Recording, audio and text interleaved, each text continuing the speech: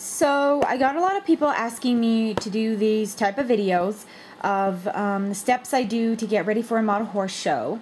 So I'm going to take you guys through what I've been doing for the last couple of days and things like that. So first of all, when I found out about the show, the first thing I did, because I was late on the entry fee, the last day was supposed to be January 1st, and I had just found out about the show a couple days ago. So, of course, it's going to cost me a little bit more to go because of the late fee. But it's worth it because there's not a lot of shows in Arizona. So, my entry fee for the show is going to be $45 compared to $35. And this is usually what a form looks like. You know, you put your name, your address, things like that. And you have like all the information, where it's going to be at, what the show holder's name is and stuff like that. Then you get the class list, which is here, and you get the information about the show rules, things like that, vendor info and general show info, like when it's going to start and things. And then the next thing I do is I go over the class list and I look through and I say, okay, well, let's see here. I know I have some horses that can go in Arab, Tennessee Walker, and definitely other pure and part. I don't think I have any Spanish. Oh, I've got some sport and carriage horses. Don't think I have any of these guys here. But you know, you just go through them and you decide, okay, well, what horses do I think I have? Then, what I do is I take my list over to my horses. So let's travel over here to my horses. And some of them are in the studio, so we'll just go with the ones I have.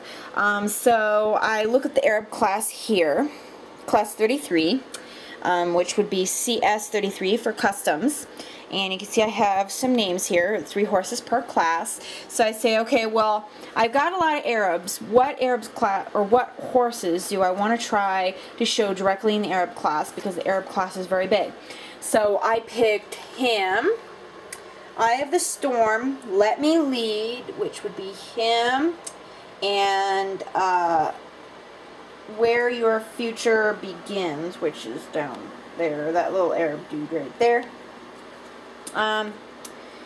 And then, let's see, and then I go, okay, well, alright, so I got all those horses, and then I go to the next class, and I say, okay, well, I have some horses in other pure and part, which would be Golden Medallion, because he's an Arab / paint, showing my stuff, which would be him, and then, once I do that through all my horses, I get the cards out, which are usually, for a lot of shows, they require that you have a 3x5 index card.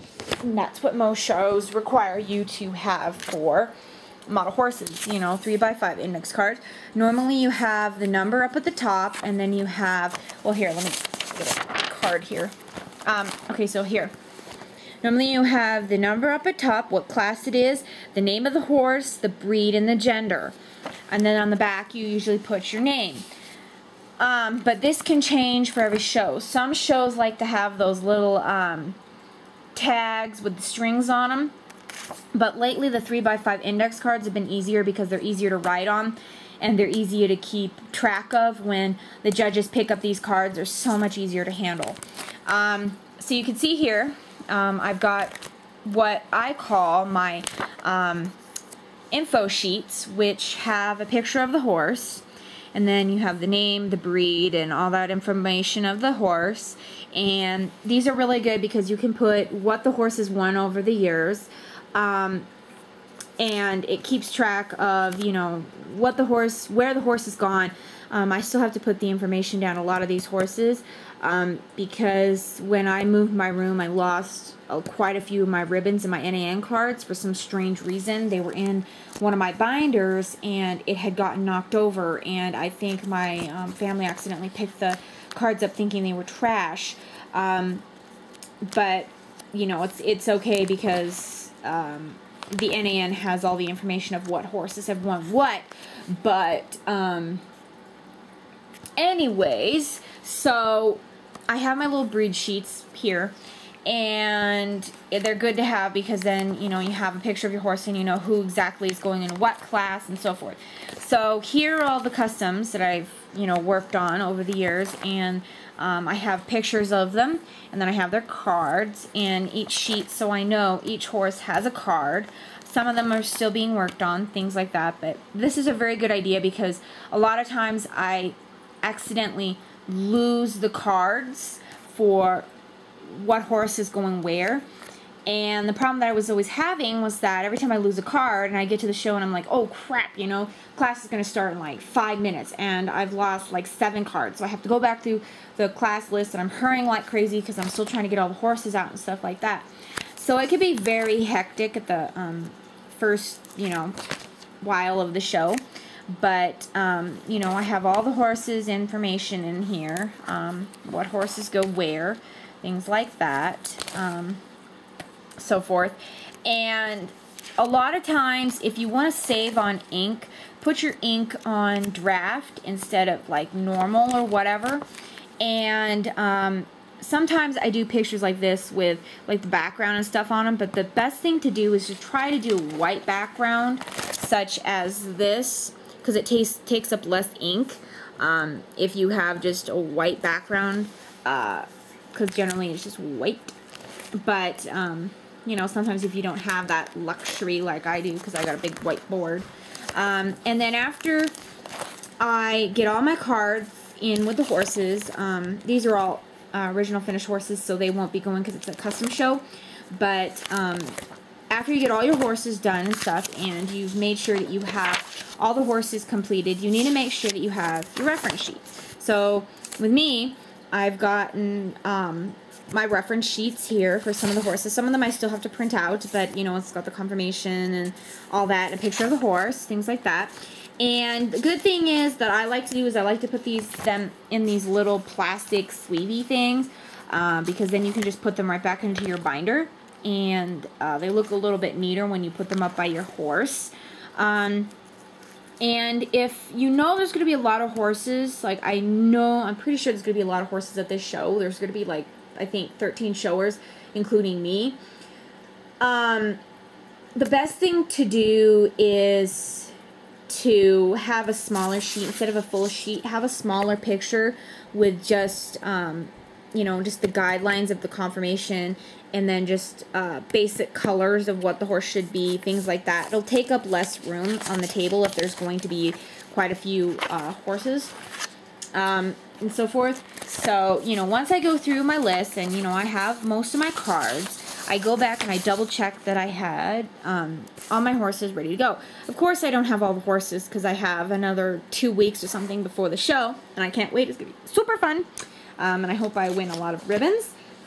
But generally, what I do is I go back over through the classes and I make sure that all the horses match the number, match the name, match the gender, match the breed. And once that's completed, then what I generally do is I put these papers into a plastic sleeve like this, and I put it in the front of my binder.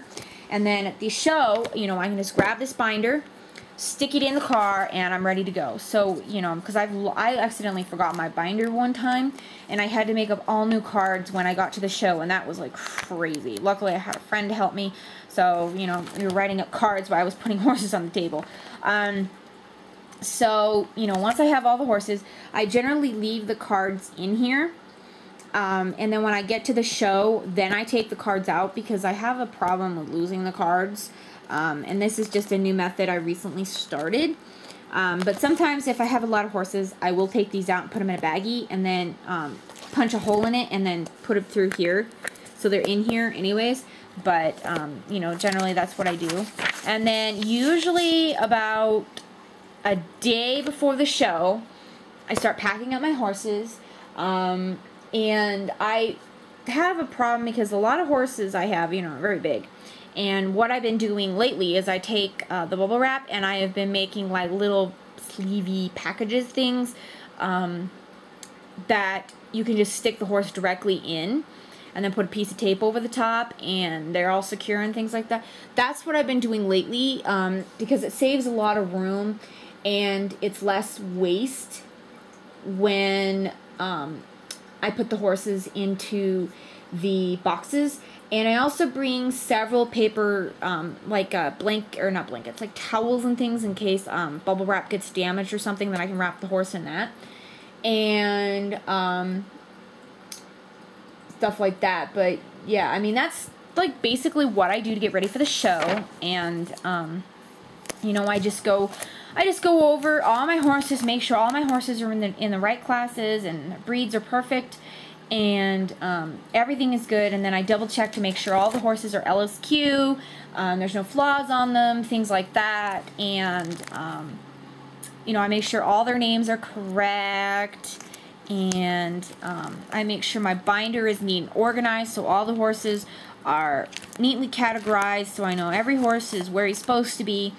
And then when I get a ribbon or something, then you can also put the ribbon inside the little sleevey here, which helps because, you know, if you're in a hurry, all you have to do is just whoop, put them in the sleeve, and you know which ribbon's which instead of trying to write it on the back or something. Because it can get really crazy at some shows. And what I always do is I like to bring a breed book with me. This breed book does not have all the breeds in the world, which kind of sucks because I wish it did. But it does have quite a few breeds in here, and I always bring a breed book in case I decide that I need to change my horse or breed or something. Then I have every single breed, most breeds, that I can go through and look and decide, well, what horses I need and so forth. And it also has confirmation and things. And so forth. So this is what I usually bring. I bring my binder, I bring extra pencils, pens, paper, tape, I bring my camera, my video camera, cell phone, I bring baggies, let's see, what else do I bring? I know I bring like towels, maybe a book, because sometimes with classes and such, I've had this happen. A lot of times they do foals first, and if you don't have a lot of foals in the class, you may have to sit through several classes before you can get, like here, like see, I probably won't have any ponies, so I have like this huge space of like no horses. I may have a couple more in here, but I'm gonna have, you know, all these ponies to get through before I get to my next classes down here. So it's always good to bring a book, in case, you know, and, or you can, you know, do whatever in this time frame, take a break, go to the bathroom, whatever it may be. And I do have two friends with me coming for the show, Rich and Rachel, sister and brother, and they're two friends of mine, and they are coming with me, so they will be my helpers for getting to this show and telling me where the heck I'm supposed to be driving, because it's going to probably take us at least 2.5 hours, somewhere around there, if depending on good traffic. It's on a Saturday, thankfully, so it shouldn't be too bad with traffic-wise, but yeah, I can get a little crazy. So that's what I've been doing for the show, and right before I go to the show, I should make another video to show you guys what I'm doing with packaging the horses and other things like that. So I'll see you later.